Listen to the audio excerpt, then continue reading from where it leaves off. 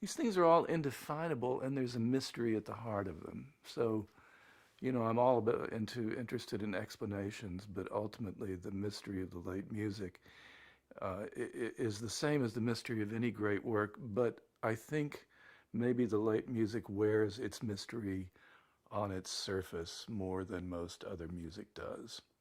You can talk about the same mystery with Beethoven's Fifth Symphony, but that's not your impression of that symphony. It's not on the surface the mystery of creation, of human inspiration and creation. But in the late music, it's right there. It's and the freedom with which these pieces are put together formally and harmonically and every other way was 100 years ahead of its time. These pieces really didn't take hold until the 20th century. Even Rimsky-Korsakov said that these were just a sad reflection of his deafness and craziness, and that's the late 19th century.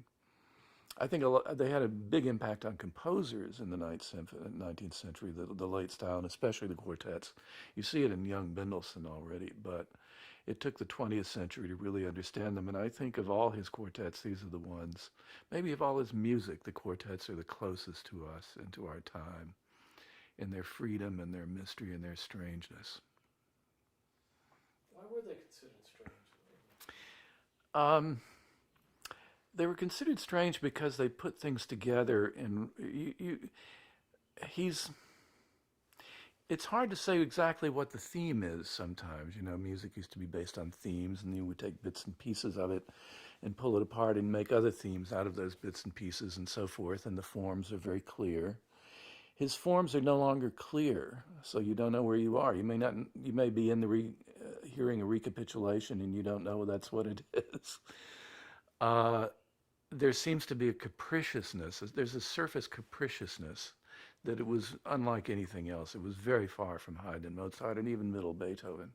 The logic is more buried, let's say, in these. People couldn't figure out what held these things together. They didn't see where the forms were. The harmonies are unusual in that he doesn't want a cadence anymore. Cadence is like a period. It's as if he's writing long, long, 2-page long sentences sometimes that never get to the period. In other words, they never get back to the cadence, the tonic chord. So the harmony becomes almost floating sometimes and ambiguous and unresolved for long periods. That was strange to people. They didn't understand.